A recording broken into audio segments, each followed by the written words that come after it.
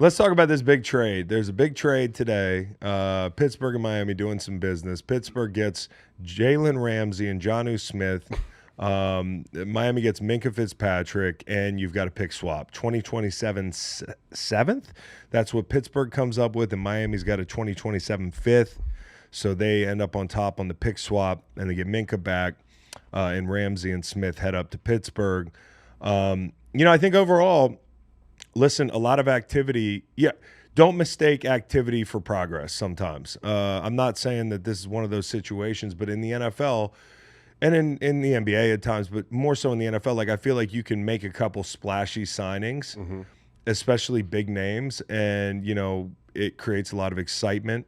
But sometimes those players are maybe a little bit more over the hill, or it doesn't address the number one issue on a football team, and we get out over our skis on the thing because of a little bit of activity in the offseason. Like, to this point, I would have said, hey, we're there with the Steelers. Like, I think the Steelers can win double-digit games if Aaron Rodgers looks like the best version of himself. That's a big if because of the Achilles. We've talked about this.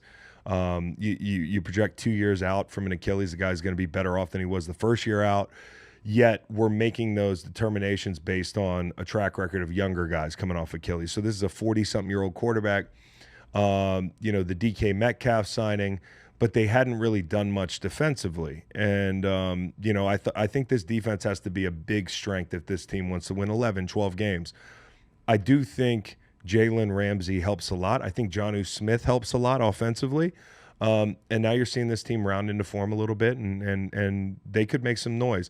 I think the biggest thing when you look at the Steelers over the next 2 years is that after this season they've got a ton of picks in the 2026 draft, right? And so they're lining up their team to make a run this year if they can, but they've got that back end cachet of picks. They still have a ton of picks next year. They didn't have to give any up, and they can take this big swing this year. They can sell tickets. It's not very Steeler football to just punt on a season. So I understand why the Rooneys are saying, hey, we want to try to win this year. We don't take years off in Pittsburgh. And I also think the big thing is, we look at this offense. We'll get to the defense in a second. They're going to be in 13 personnel a lot. Like, they're going to have a lot of tight ends on the field. Jonnu Smith helps. Yeah. I love the rack production, run after the catch with him. I think the big question is the offensive line. Their offensive line coach is Pat Meyer. He's probably the most important guy in the building. If he can coach his ass off and the offensive line takes a big step forward and they develop guys like Broderick Jones, they can be a lot better off. I don't necessarily see that happening, which is why I'm not too bullish on the offense. But maybe they're looking at the Buffalo situation last year and saying, hey, look, there was a team in Buffalo that said, hey, we've got no real number one. I'm not saying DK is not a number one, but he's not a top-end number one. They don't have a lot of wide receiver depth that's proven a lot in this league, right? They have guys that have proven a lot that are a little bit over the hill, right? Like, Robert Woods. No offense to Robert Woods, but Scotty Miller, right? They've got some guys that have made plays in the league, but like you look at the offense and it's not some group of high-flying wide receivers. They're going to have tight ends on the field. They're going to run the football. They're going to get the ball to the backs. Warren's there. Kenneth Gainwell's there. They drafted what's the kid's name they drafted? He's number 2 in the depth chart right now, Noel. Caleb Johnson. Who's going to catch the ball to the backfield as well. And they might a lot of screens, right? Jonnu Smith's going to get involved in the screen game. Yeah. Play action. They're going to look more like hey, Chris, that's the thing to me that you just said real quick. Yeah. Play action. You get Darnell Washington's a big boy. I think him and Jonnu Smith are somewhat similar in their like true Y kind of, vibe mentality though. But to me, like going and getting Jonnu Smith tells me that they want to run the fuck out of the ball, get in 12 and 13, then block it up when they get in the, like just past midfield, the plus 40, whatever. Yep. Lock it up, take deep shots at DK Metcalf. And I think that's actually really smart when you have an aging vet quarterback who's coming off an injury and still hasn't quite proven to be fully healthy. Like, ride your run game, ride your defense. That's kind of Steelers football anyway. Like, that's what they're built for. And then, take deep shots and get big chunk plays to DK Metcalf. I think it actually makes a ton of sense. I think that's kind of Steelers football. And to me, that's Mike Tomlin kind of knowing what he has, knowing the culture he's built, and getting guys to kind of put, his offense and team really in a winning position. I think it's smart. Makes sense to me. The point is, to Beau's point, I mean, you're going to be able to run the ball, take shots. I think the quick game is something that Aaron Rodgers is really into late in his career. Like, he's not going to take a ton of chances on first, second down. They're going to pepper you with, like, the slants and the quick game. But then when they can, they're going to get in 13 and block it up and take shots. And I think also these backs catching the ball out of the backfield. Looking at Buffalo last year, I'm not saying they looked at Buffalo, but – a lot of people question Buffalo's high-end production offensively because of some of the weapons outside. Okay, Steelers, if they can figure out the offensive line, now Josh Allen is one of the best quarterbacks in the league at this juncture. Rodgers is not anymore, but Rodgers still got some good football in him if he can stay healthy. You never know with this offense. They just have to do enough to play complementary football. Yep. And the lead here is the defense. Like you end up with Jalen Ramsey, who, has been in Miami. Now he's gonna play probably nickel. They'll probably put Slay and Porter outside, right?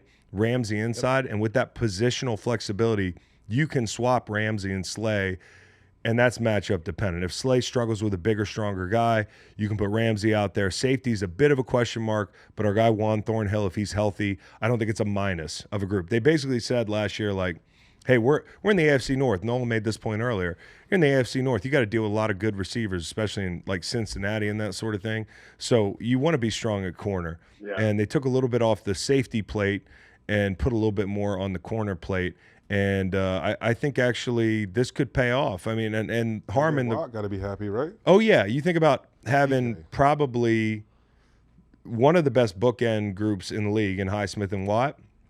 Like top 3 to 5. As an end, would you think? And Herbig too. And Herbig too. Would you think? Hey, this might equate to maybe more sacks, 3 to 5 more buckets for me, more time. He's got Yeah, when there's a corner that you can pick on a little bit, like that's going to hurt the fractions of time, as we used to call it. So now you've got 2 really solid corners. One's been around a long time, a Hall of Famer, and then the other one, he's a developing player. And so I think this could really help the rushers. And Harmon, the rookie, big domino. If he can play well, this defense can be pretty good. But again, I don't think this team is like a 13-14 win team. Now, all you want to do is get in the dance and win a playoff game. It's something that's been eluding them for almost a decade, which is very un-Steelers-like. Yeah. So I think a playoff win would go a long way in moving the ball forward for them. But is it really a win, though, if you have to reset in a year with all those draft picks and turn the page on the quarterback, right? Like, it's a win. It's just to keep people happy, though, if it's not building towards something and the whole deal changes in a year. So I think for Miami, what they end up with is a corner room that's in shambles a little bit. And the thing that they've got to do to be competitive defensively is that the edge guys have to be healthy and productive. Chubb, Phillips, who have had injuries. I think Phillips is one of the best young rushers in the game when he's healthy. He's had a ton of really unfortunate injuries. Chubb he's a rolling ball of butcher knives when he's healthy, a bunch of power, just a bully kind of player. And they also have Chop Robinson. The interior depth not as good. Noel, you pointed Sealer's that good. Out. Zach Sealer's good, but beyond that, they don't really have much. We love Sealer on the inside. So that's the whole thing. Is like Miami.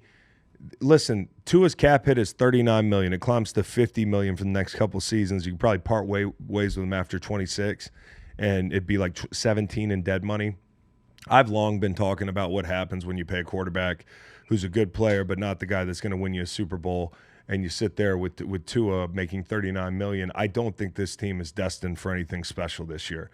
And I think if you come into a season and you got a lot to prove and your corner room is in shambles, it's going to be really hard. So Miami's got to do a lot up front to make up for this, and things have to break exactly right. And they've also had a departure of a lot of their leaders, good players, due in part because of the quarterback contract. I also think the culture down there is a little messed up. Yeah, I do. And their main wide receiver is worried about racing YouTube stars right now.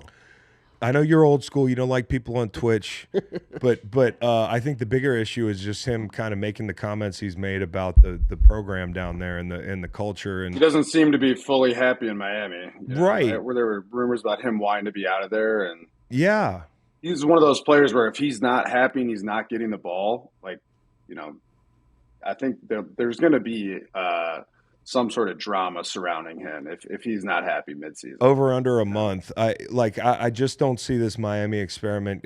Again, this isn't a new take by me. This is something I've been on. Is like I just don't think this. I don't think the quarterback is special enough to over. When a quarterback is paid a lot, you're going to see guys walk. Mm-hmm. The really special ones can overcome that. Like we went through it in Buffalo again last year, talking about Buffalo. Like, oh, well, they lost all these guys. Like they're going to take a step back.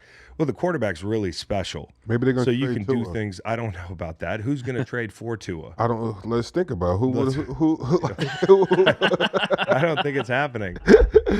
I think you're kind of in purgatory. And I could have told Chris Greer this a couple years ago, but here we are. I wish he listened to Green Light Pod. Dang, Miami. My question for you, Chris, is how do you feel about McDaniel's seat headed into the season here? I think it's hot. And it's unfortunate because I think he's one of the best scheme guys in the league. But for whatever reason down there, and I think a lot of it is the quarterback. Like if you've been able to maximize this window, which has been open for a little bit, then we'd be in a different place and he'd have more leeway. But he's not. And I think the QB's a good player. But I don't think he's a game-changing type player. And when you have a defense that's got as many holes as it has now, I don't know. So the thing is, too, is you can't rely on Tua to be healthy during the entire course of the season at this stage in his career. So that's another question mark there. No question. So you're going to have to win some low-scoring games at times. You saw they had to do that. They got the backup quarterback position a little bit more locked down with a Zach Wilson and that sort of thing. Like you've invested at least a little bit more in it. But suffice to say, I don't think Miami's necessarily going anywhere. And I don't know the Steelers. I think the Steelers are going to be a tough out at times if they play well. But I don't see them as a team that's going to come out of the AFC with this group. It could be a lot of fun, though. It could be a lot of fun.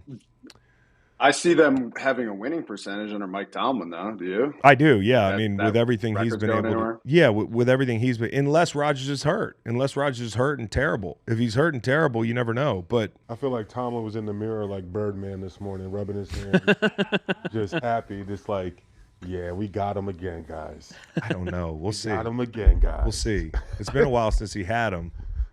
So – I think this might be the Steelers will be all right. I think these older vets will mesh the right way with Tomlin, and we'll get the younger guys together. What do you think the win total is? Is it like 10.5? That's 11? What I was just gonna say. I was just gonna say. I say 12. It's out. I say 12. I say they 10. Hit 12. Well, let's see. I want to know what the line is. BetMGM. Steelers 2025 win total is set at 8.5 wins. Ooh. Oh, I'm taking that over. So, but is that updated as of like? That's updated as of Aaron Rodgers. Yeah, Aaron Rodgers. Oh, no. It's from last week. So it might go. I might go up at some point to like 9 or 9.5. I don't know. I think 9.5. I just seen something say that like nothing. Well, there's Super Bowl odds. But everybody's going to hammer the over on this because of everything we just talked about. Now they have Aaron Rodgers. They got all these players they've added. Like there's buzz.